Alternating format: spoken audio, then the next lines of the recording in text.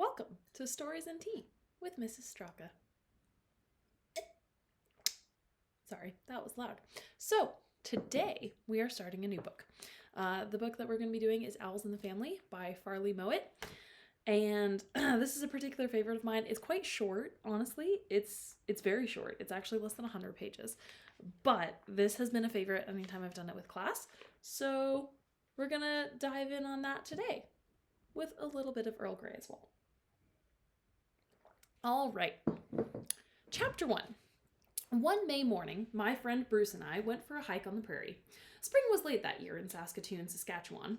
Snowdrifts still clung along the steep banks of the river, in the shelter of the cottonwood trees. The river was icy with thaw water, and, as we crossed over the railroad bridge, we could feel a cold breath rising from it. But we felt another breath, a gentle one, blowing across the distant wheat fields, and smelling like warm sun shining on soft mud. It was the spring wind, and the smell of it made us walk faster. We were in a hurry to get out of the city and into the real prairie, where you can climb a fence post and see for about 1,000,000 miles. That's how flat the prairie is. The great thing about Saskatoon was the way it ended sharp all around its edge. There were no outskirts to Saskatoon. When you stepped off the end of the railroad bridge, you stepped right onto the prairie, and there you were, free as gophers. Gophers were the commonest thing on the prairie. The little mounds of yellow dirt around their burrows were so thick sometimes, it looked as if the fields had yellow measles. But this day, Bruce and I weren't interested in gophers. We were looking for an owl's nest. We had decided that we wanted some pet owls, and if you want pet owls, you have to find a nest and get the young ones out of it. We headed for the nearest of the clumps of cottonwood trees that dot the prairies, and which are called bluffs out in Saskatchewan. The ground was spongy under our sneakers, and it squooshed when we hit a wet place. A big jackrabbit bounced up right under my feet and scared me so much I jumped almost as high as he did. And as we came near the bluff, 2 crows came zooming out of it and swooped down on us, cawing their heads off. Bluffs are funny places in the spring. The cottonwood trees shed a kind of white fluffy stuff that looks like snow. Sometimes it's so thick it comes right over the top of your sneakers, and you get an odd feeling that you really are walking through the snow, even though the sun on your back is making you sweat right through your shirt. We walked through this bluff, scuffing our feet in the cottonwood snow and stirring it up in clouds. We kept looking up, and after a while, sure enough, we saw a big mess of twigs high up in a poplar. "All right," Bruce said to the 2 crows which were swooping and hollering at us. "If you want me to steal your eggs, I will." With that, he handed me his haversack, backpack, by the way, his haversack, and began to shinny up the tree. It was an easy climb, because cottonwood poplars always have lots of branches. And when he got to the nest and looked into it, I yelled up at him, "Any eggs?" Bruce grinned, but he wouldn't answer. I could see him doing something with his free hand, the one he wasn't holding on to the tree with, and I knew there were eggs all right. I watched, and sure enough, he was popping them into his mouth so that he could carry them down, out of the tree. We always carried eggs down out of trees this way. The only thing was, crows' eggs are pretty big, and if you have to stuff 3 or 4 of them into your mouth, it nearly chokes you. Bruce started to climb down, and when he got about 10 feet from the ground, he stepped on a rotten branch. Poplar branches are always rotten near the ground, and you have to watch out for them. I guess Bruce forgot. Anyway, the branch broke, and he slid the rest of the way down and fell on his seat with a good hard bump. All of the eggs had broken, and Bruce was spitting out shells and eggs all over the cottonwood snow. I got laughing so hard I couldn't even talk, and when Bruce got most of the eggs spat out, he came after me and tackled me, and we had a fight. It didn't last long, because it was really too hot to fight.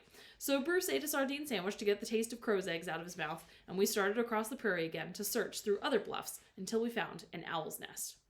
I guess we searched about 100 bluffs that morning, but we never saw an owl. We were getting so hungry by then, we made a sort of nest for ourselves on the ground out of poplar snow and branches. We curled up in it and opened our haversacks.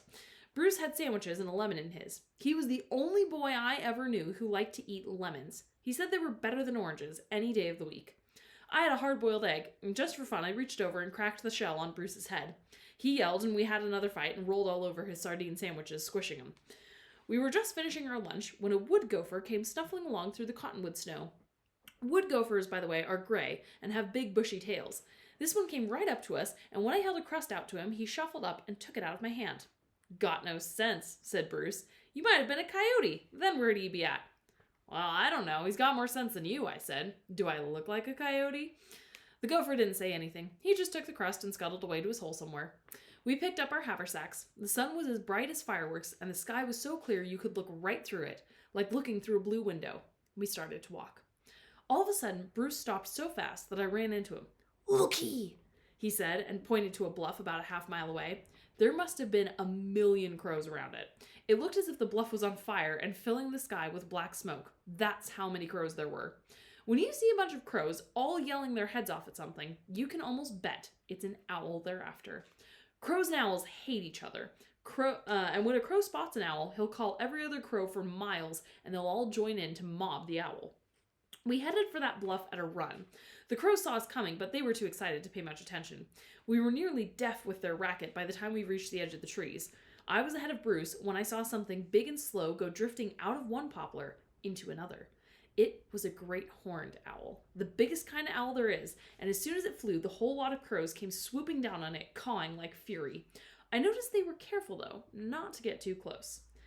Bruce and I started to hunt for the nest. After a while, the owl got more worried about us than about the crows, and away he went.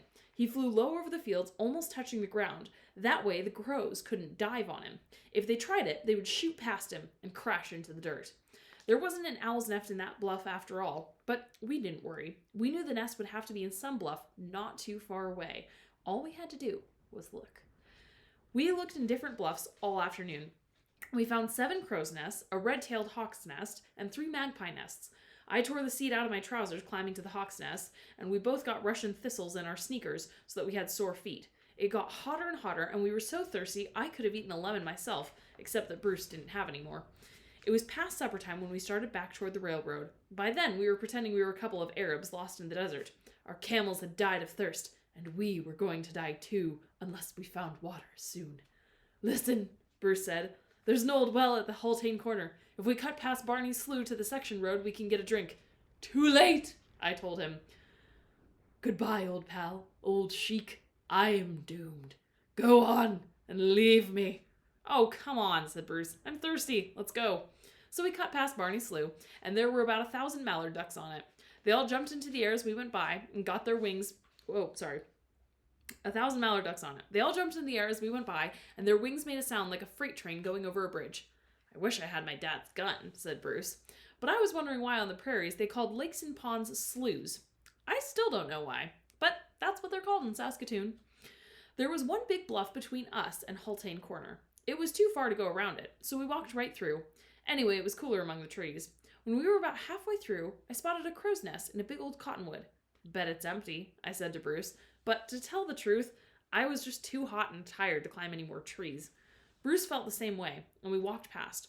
But I took one last look up at it, and there, sticking over the edge of the nest, was the biggest bunch of tail feathers you ever saw. My heart jumped right into my throat, and I grabbed Bruce by his shirt and pointed up. It was the great horned owl, all right.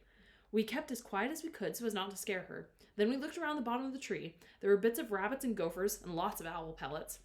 When owls catch something, they eat the whole thing, bones and fur and all. Then after a while, they burp and spit out a ball of hair and bones. And that is an owl pellet.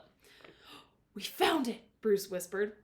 "I found it," I said. "Okay," said Bruce. "You found it then. So how about you climb up and see how many young ones are in it?" "Nothing doing, old pal," I replied. "I found the nest. So if you want one of the owlets, you climb up and have a look." Neither of us was keen to climb that tree. The old owl was sticking close to her nest, and you can't always tell how fierce an owl is going to be. They can be pretty fierce sometimes. "Say," said Bruce after a while, "why don't we just leave her be for now? Might scare her into leaving the nest for good if we climbed up. What say we get Mr. Miller and come back tomorrow?" Mr. Miller was one of our teachers. Bruce and I liked him because he liked the prairie too. He was a great one for taking pictures of birds and things. We knew he would be crazy to get some pictures of the owl, and Mr. Miller never minded climbing trees. "Sure," I said. "It's a good idea." We went off to Haltane Corner and got a drink of water that tasted like old nails out of the broken pump. Then we walked home. That night I told Dad about the owl's nest, and he looked at Mother, and all he said was, "Oh, no, not owls too." End of chapter 1. Chapter 2. The reason Dad said, "Oh no, not owls too," was because I already had some pets. There was a summer house in our backyard, and we kept about 30 gophers in it. They belonged to Bruce and me, and to another boy called Murray. We caught him out on the prairie using snares made of heavy twine. The way you do it is like this. You walk along until you spot a gopher sitting up beside his hole. Gophers sit straight up, reaching their noses as high as they can so they can see further. When you begin to get too close, they flick their tails, give a little jump, and whisk down into their holes. As soon as they do that, you take a piece of twine that has a noose tied on one end, and you spread the noose over the hole. Then you lie down in the grass, holding the other end of the twine in your hand. You can hear the gopher all the while, whistling away to himself somewhere underground, and he can hear you too, and he's wondering what you're up to. After a while, he gets so curious, he just can't stand it. Out pops his head, and you give a yank on the twine. You have to haul in fast, because if the twine gets loose, he'll slip his head out of it and slip back down into his hole. We had some rats, too. Murray's dad was a professor at the university, and he got us some white rats from the medical school. We kept them in our garage, which made my dad a little peeved, because he couldn't put the car in the garage for fear the rats would make nests inside of the seats. Nobody ever knew how many rats we had, because they had so many babies, and they had them so fast. We gave white rats away to all the kids in Saskatoon, but we always seemed to end up with as many as we had at the beginning. There were the rats, and the gophers, and then there was a big cardboard box full of garter snakes that we always kept under the back porch, because my mom wouldn't let me keep them in the house. Then there were the pigeons. I usually had about 10 of them. But they kept bringing their friends and relations for visits, so I never knew how many to expect when I went out to feed them in the mornings. There were some rabbits too, and then there was Mutt, my dog. But he wasn't a pet. He was family. Sunday morning, my father said, "Billy, I think you have enough pets. I don't think you better bring home any owls, in case the owls might eat the rats, or the rabbits, or the gopher." He stopped talking, and a queer look came into his face. And then he said, "On second thought, Billy, maybe we need an owl around this place." So it was all right. Sunday afternoon, Bruce and I met Mr. Miller at his house. He was a big man with a bald head, and he wore shorts and carried a big haversack full of cameras and film. He was excited about the owl's nest all right, and he was in such a hurry to get to it that Bruce and I had to run most of the way just to keep up with him. When we reached the edge of the owl bluff, Mr. Miller got out his biggest camera, and after he had fussed with it for about a half an hour, he said he was ready. "We'll walk Indian file, boys," he said, "and quiet as mice, tiptoe. Mustn't scare the owl away." Well, that sounded all right. But you can't walk quietly in a poplar bluff because of all the dead sticks underfoot. They crack and pop like firecrackers. Under Mr. Miller's feet, they sounded like cannons. Anyway, when we got to the nest tree, there was no sign of the owl. "Are you sure this is an owl's nest?" Mr. Miller asked us. "Yes, sir," Bruce answered. "We seen the owl setting on it." Mr. Miller shuddered. "Saw, Bruce. Saw the owl sitting on it. Well, I suppose I'd better climb up and take a peek. But if you ask me, I think it's just an old crow's nest." He put down his big haversack and the camera, and up he went. He was wearing a big floppy hat to keep his head from getting sunburned, and I don't think he could see out from underneath it very well. "Boy, has he got knobby knees," Bruce whispered to me, and we both started to giggle, and we were still giggling when Mr. Miller began to shout. "Hoi!" he yelled. "Scat! Hoi! Hoi!" Bruce and I ran around to the other side of the tree so that we could see up towards the nest. Mr. Miller was hanging onto the tree with both arms and kicking out with his feet. It looked as if his feet had slipped off the branch and couldn't find a place to get a hold of again. Just then, there was a swooshing sound, and the old owl came diving down right on top of him with her wings spread wide. She looked as big as a house, and she didn't miss Mr. Miller by more than an inch. Then she swooped up and away again. Mr. Miller was yelling some strange things, and got good and loud, too. He finally got one foot back on a branch, but he was in such a hurry to get down that he picked too small of a branch. It broke, and he slid about 5 feet before his belt got caught on a stub. While he was trying to get loose, the owl came back for another try. This time, she was so close we could see her big yellow eyes, and both Bruce and I ducked. She had her claws stuck way out in front of her, and just as she dived toward him, Mr. Miller, who couldn't see her coming because of his hat, gave a jump upward to get off of the stub with his belt. The result was that the owl couldn't miss him, even if she had wanted to. There was an awful flapping and yelling, and then away flew the owl, with Mr. Miller's hat. I don't think she really wanted his old hat. It was all Mr. Miller's fault for jumping at the wrong time. The owl seemed to be trying to shake the hat loose from her claws, but she couldn't get it off, because her claws were hooked in it. The last we saw of her, she was flying out over the prairie, and she still had that hat. When Mr. Miller got down out of the tree, he went right to his haversack. He took out a bottle, opened it, and began drinking. His Adam's apple was going in and out like an accordion. And after a while, he put down the bottle and wiped his mouth. And when he saw us staring at him, he tried to smile. "Cold tea," he explained. "Thirsty work climbing trees in this hot weather." "It was an owl's nest, wasn't it, sir?" asked Bruce. Mr. Miller looked at him hard for a moment and then said, "Yes, Bruce. I guess it was." There was one thing about Mr. Miller. You couldn't stop him for long. Now, he explained to us that it was probably a bad thing to climb up into the nest because it would disturb the owls too much. He had a better idea. He took a hatchet out of his haversack, and we set to work building something he called a blind. What this was really was a little tent fixed on a platform of sticks high up in another tree, but it was close to the owl tree. It took a couple hours to build the blind. Bruce and I went scrounging for pieces of wood, and when we brought them back, Mr. Miller hauled them up to the chosen tree with a rope and nailed them into place. When he had a platform built, he hauled up the tent. The tent had a round hole about as big as your fist in the front of it. That was for the camera. According to Mr. Miller, you could hide in the blind and stay there until the owl thought that everything was safe. Then, when the owl came back to her nest, you could take all the pictures you wanted, and she would never even know about it. "He sure must think owls are dumb," Bruce muttered to me when Mr. Miller wasn't near. "She may not see him, but she could see that tent if her eyes were closed, and I don't think she's gonna like it." When the blind was finished, Mr. Miller said he was ready to try it. You boys go off for a walk," he told us. "Make a lot of noise when you're leaving. The book says birds can't count, so the owl will think all three of us have gone, and she'll never guess I stayed up here in the blind." "Okay, Mr. Miller," I said. "Come on, Bruce, let's get going." We walked about a mile away to a little slough and started looking for red-winged blackbirds' nests. It was another nice day, and we forgot about Mr. Miller until we started to get hungry. Then we went back to the bluff. Mr. Miller was on the ground. He had just finished the rest of his cold tea, but he didn't look in the least bit well. His face was awfully white, and his hands were shaking as he tried to put his camera away.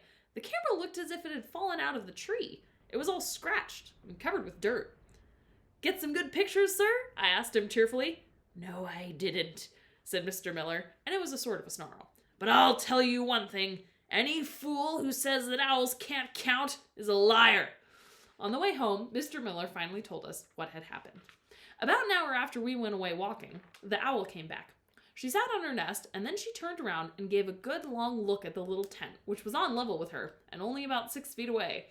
Mr. Miller was busy inside the tent, focusing his camera and getting ready to take the owl's picture, when she asked, "Hoo-hoo!" and took one leap. The next thing Mr. Miller knew, the front was ripped right off the tent, and the owl was looking him in the eye from about a foot away. Mr. Miller accidentally dropped his camera, and then, of course, he had to hurry down to see if it was all right, and that was when we got back to the bluff. I guess it wasn't a very good day for Mr. Miller, but it wasn't too bad for us. Mr. Miller said he had seen 3 young owls in the nest, and he thought they were about halfway grown, which meant they were at about the right age to take home for pets. All we had to do now was figure out some way to get a hold of them. And that is where we stop for today. All right, so we ended after chapter 2, and I'm going to try to do 2 of these, I think, a week, give or take a bit, so that we can read through some books. All right. Have a good day, and I hope you enjoy some tea.